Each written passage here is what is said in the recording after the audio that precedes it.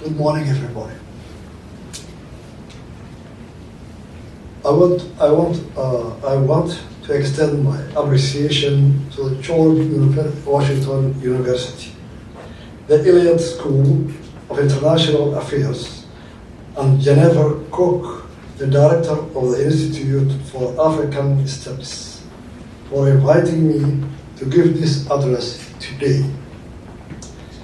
As a top research university in the nation's capital, the George Washington University is educating the next generation of American leaders.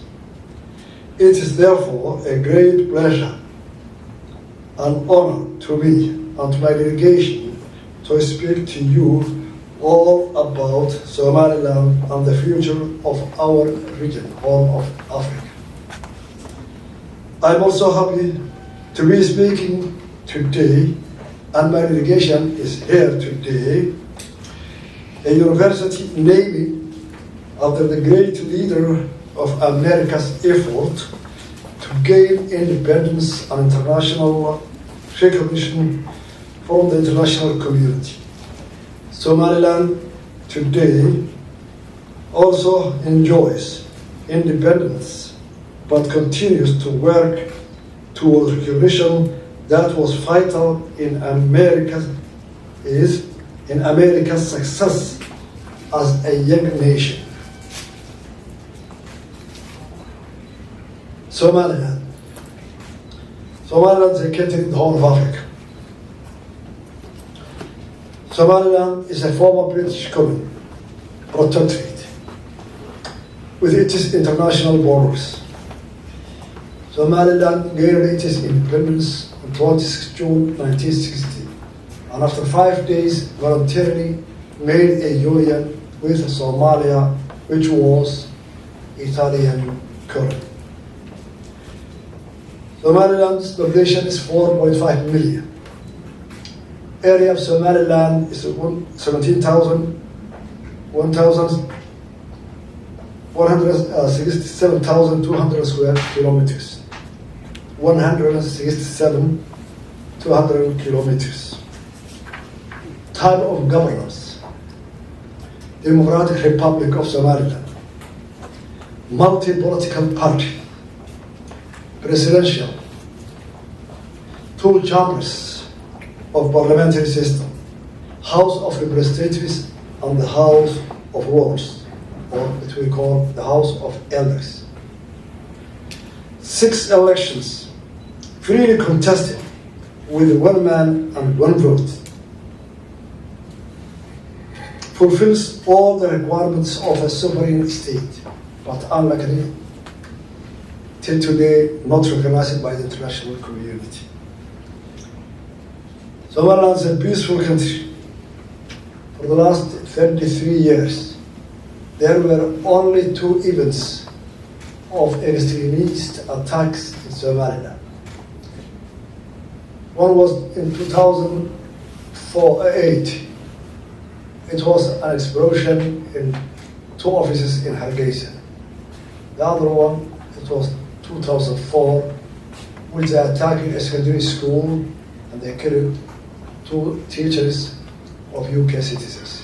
We were very sorry about it. Stable. We are the guardians of the Red Coast from the extremists. As you know, in the Horn of Africa, there are a lot of extremist activities, Al-Shabaab, ICS, and others. We have a coast 740 kilometers, 840 kilometers.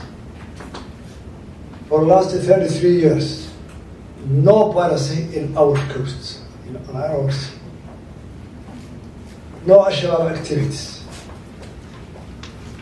It was very safe, and our people and our armed forces and security departments, with meager budgets, we have succeeded to make the Red Sea of Somaliland especially Gulf of Aden, to be secure for the last 33 years. And that security is for all the way. Our neighbors first, Ethiopia, Djibouti, hinterland, African countries like Uganda, Kenya, and all the way to America and to Europe. We save our part of the way.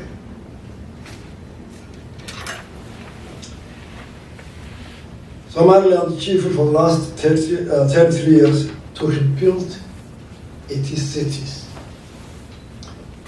and its institutions of the government. I think you cannot imagine what we have experienced. Our government, the army, we paid with our taxpayers' money. The aircrafts, jet fighters, the artillery, and the tanks bombarded all our cities in 1988. The capital was reduced up zero, the same as the second capital, Morocco, and most of our cities were reduced to zero. Then we liberated our country without any government institutions, no police station, no jails, no security apparatus, no hospitals. So we started from zero ground. But after 33 years, we have built all our cities. Most of them are booming today, and we have succeeded to rebuild all the departments of a government, not only governance, good governance, democratic, with 6 elections for the last 22 years, without any help from any government. We have small assistance from the NGOs.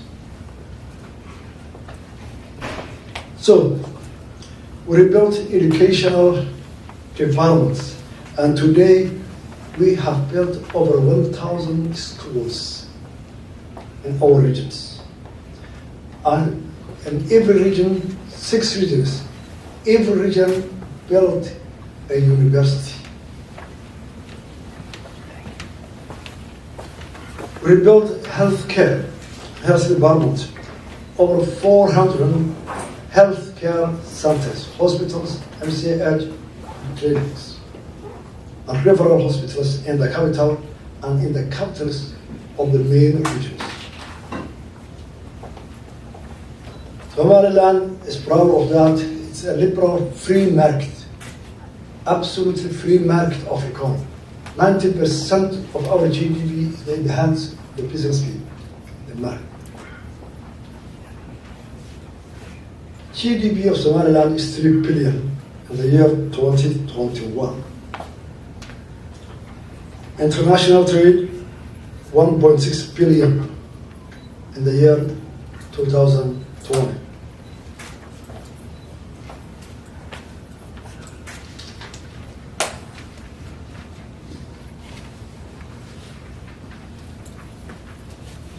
International investors. DB Well has built Berbera Port for the first phase, $400 million. And now this year they will start the second phase of $600 million.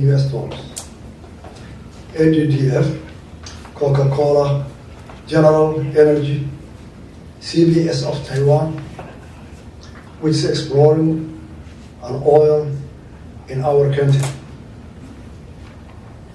Our public finance public services from domestic taxes, only for our domestic taxes. No budget support from wherever. No budget efficient. No external debt. We are safe of debt. We have built with all our institutions, hospitals, schools, infrastructure, with only our home domestic taxes. International relations.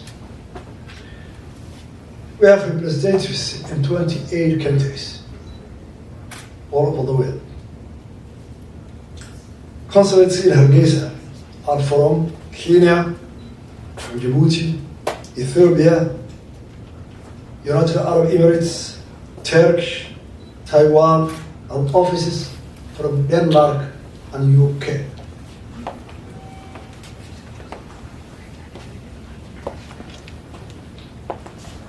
Why our delegation came here? What we are expecting from the United States and their people.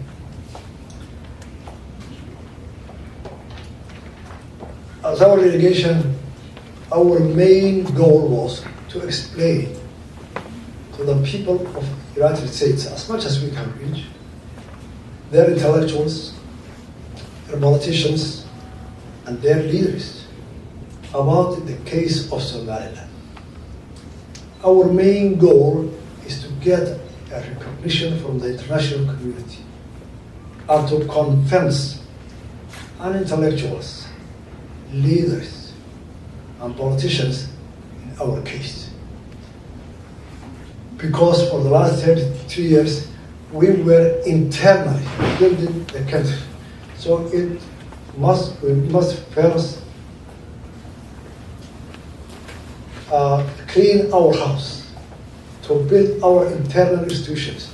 So everybody whom we are talking with to be convinced that there is a government and institutions who are working efficiently. So now we have the chance to explain our case well. So that's why we came to this visit. Sure, we are aware of that. We cannot gain a recognition in one delegation or a few days. We know it's a long path to go, but we believe that every long journey starts from one step.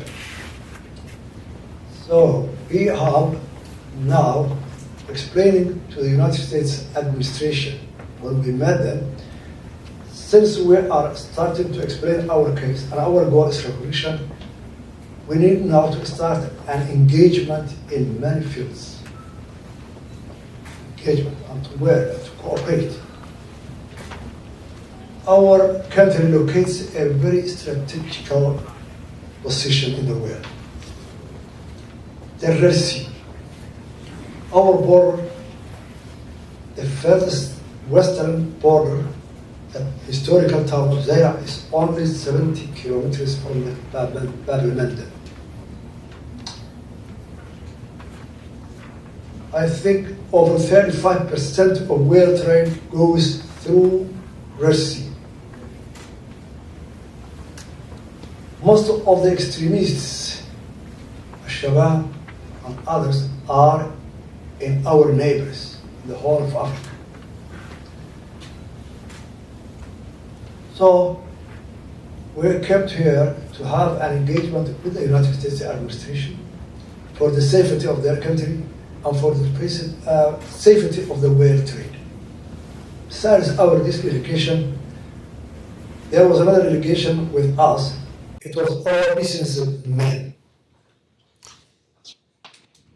We were trying, since we have been isolated from the world financial institutions, that our businessmen and business people to have a waiver to cooperate with the International Monetary Fund institutions, like the World Bank, IMF, and others, because we have the right that since we have enough resource in our country, that we can build our country and build our future, the international monetary systems to accept, to cooperate our financial institutions. Otherwise, we have enough resource, but since they cannot communicate with the simple because of political system, we should separate the political system from the economical system.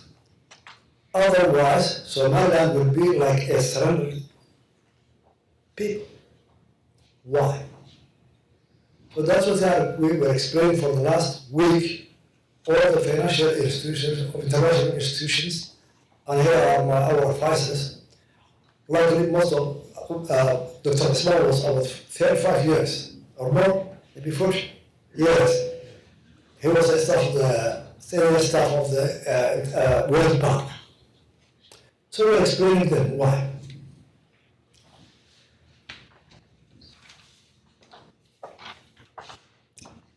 US collaborations, security and intelligence collaboration.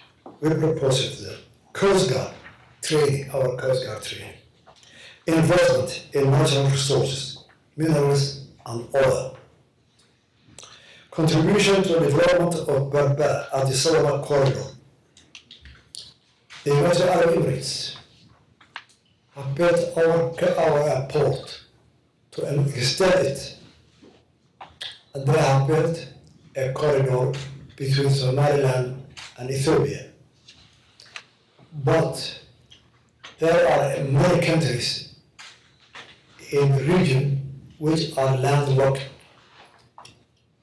And we are expecting that our ports, not only Berbera, our ports, will make service for all these countries. Uganda, Central Africa, Ethiopia, and etc. Southern Sudan. So since we are thinking, and our vision is that our ports will serve the whole African landlocked countries and beyond. We're proposing the administration of President, how can we cooperate in developing the trade, international trade, and in between the regions of Africa to develop the people and to make employment for the youth. We are aware of that. More than 78% of the youth in the whole of Africa are unemployed. So we need a development to make employment for the future of our people. And that needs resource. And Somaliland has that resource. But the international monetary departments must accept to cooperate with us. Otherwise, we will be a people who are isolated and just cannot make any development. And that our youth will go the other way. So the extremists, they will be refusal to everything. So our vision is to make a huge progress to our development.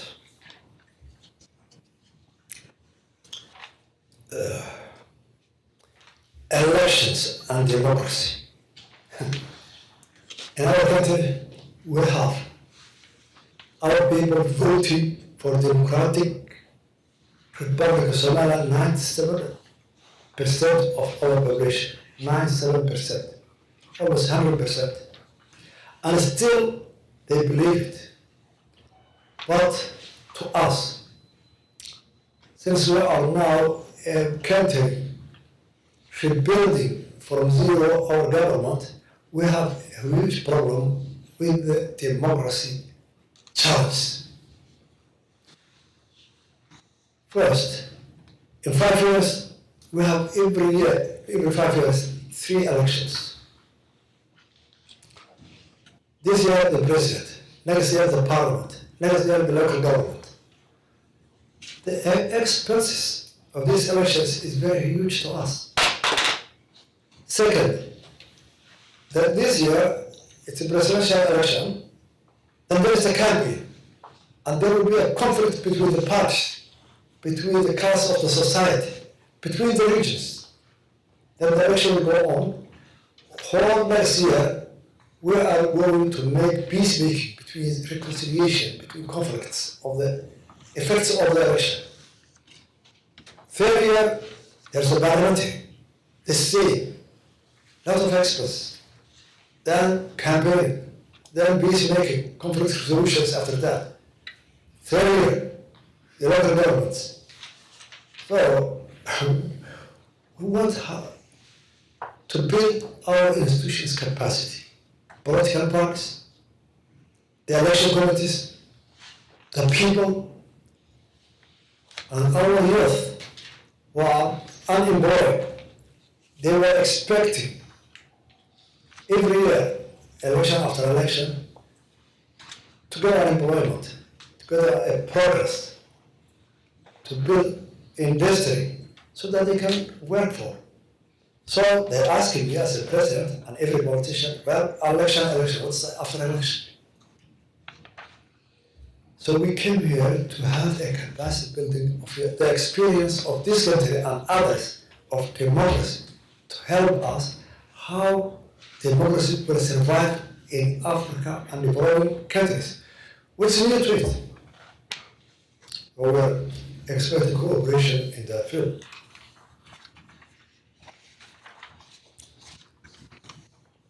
We have proposing there that this administration or United States government should open a consulate in Hargeisa.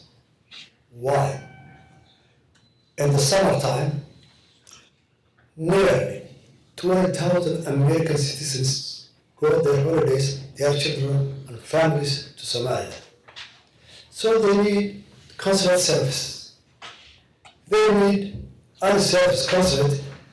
They should take an airport, ticket, airline, go to Nairobi, Kenya, or to Ethiopia, a lot of expenses and time consuming. So first, that consulate will serve the citizens of American citizens, and it will be a good channel that they can work with Somaliland government and people. So that is our purpose. Since there are more than 15 countries have offices in Somaliland.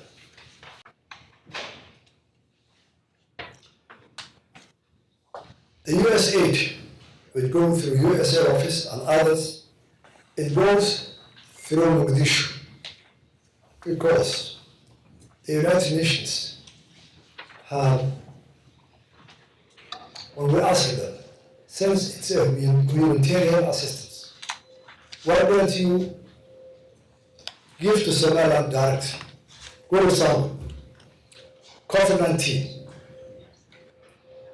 The first year, it was very serious all over the world. So the United States and the United Nations, the government, and also the United Nations, the WHO, they send a number of vaccinations to Somalia. And that went to Mogadishu, Somalia. But unluckily, with mismanagement and inefficiency of that government in Mogadishu, the COVID-19 vaccination was in their hands, especially the airport, until it became outdated. They didn't reach us, Somalia. It was in the airports of Mogadishu until it outdated. So we didn't get any vaccine from the WHO and the United States assistance of the COVID-19. So we are proposing all humanitarian assistance to our country must be directed to the people who we are targeted to give them, not the government. All in all, let me remind you, with the cooperation of our American citizens and Somaliland citizens, they have built a school near our capital, Hargeisa, 20 kilometers west of Hargeisa. That school was very successful for the last 10 or 12 years. Now there are 200 students from grade 7 to 12, and 50% of them are girls. Those who have been graduated are all in the universities of American universities. Every state has students from our students.